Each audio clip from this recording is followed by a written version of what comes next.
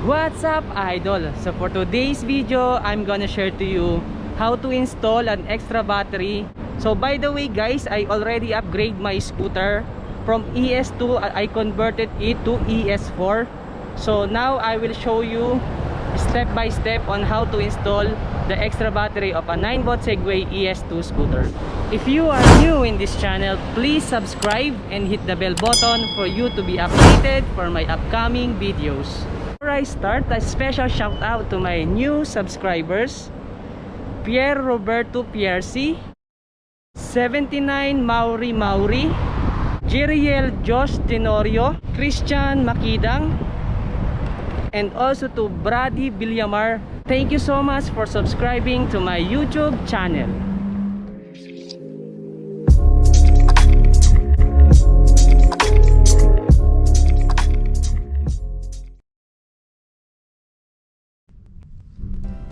Okay guys, so by the way, just to be clear, this external battery is a second hand. Shout out to Ahmad Kalisi for giving me a good price this external battery.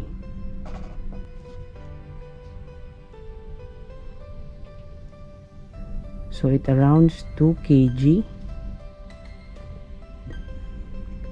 So we need to remove the 3 screws on the stem and then the plastic cover near the charger port. To remove, just use your hands, so it's easy to remove, and then use the Allen wrench to remove the 2 screws.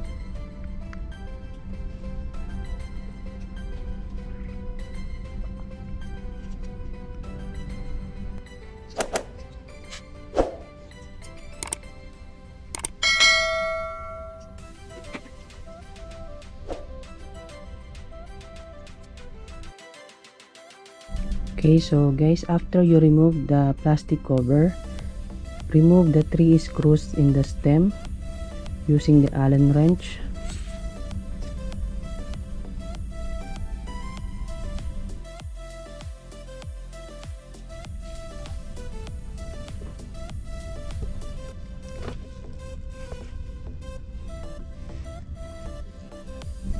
Okay, so after you remove the 3 screws on the stem, install the bracket or the rail bracket.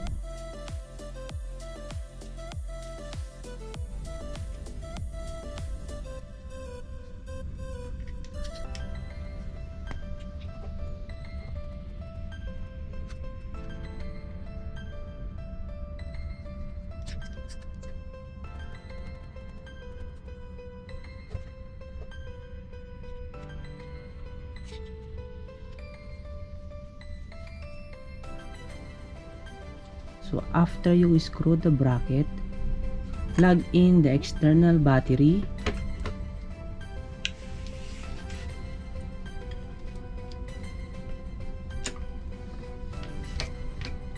Make sure that you fix properly so it will not be loosened.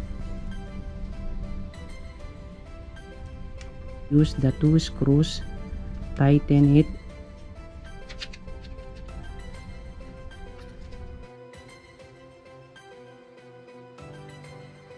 After you tighten the screws,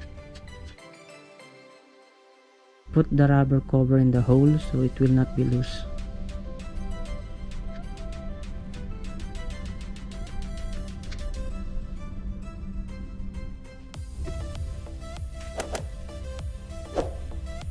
So after you install the external battery on your scooter, connect to the NINEBOT app,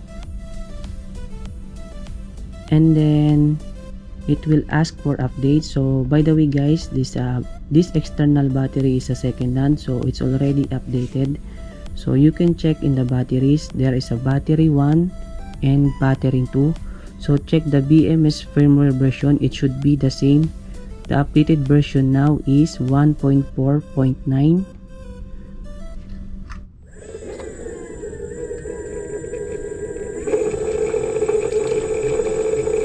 8 hours later.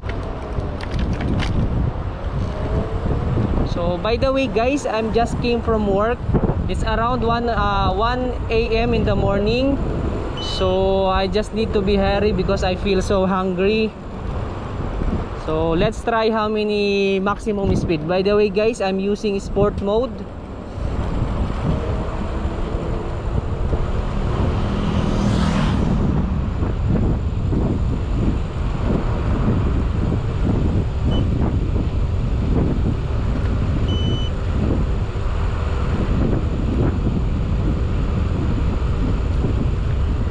So as you can see, it takes around 31.9.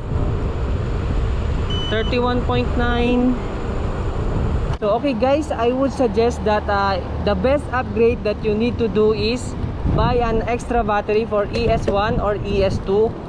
This is a good upgrade because you can feel the speed, you can feel the motor power, and you can feel more comfortable when you are riding the scooter. And that's all for today. I hope you like my videos. So if you like my video, please subscribe and hit the bell button for you to be updated for my upcoming videos. And that's all for today. And this is James signing out.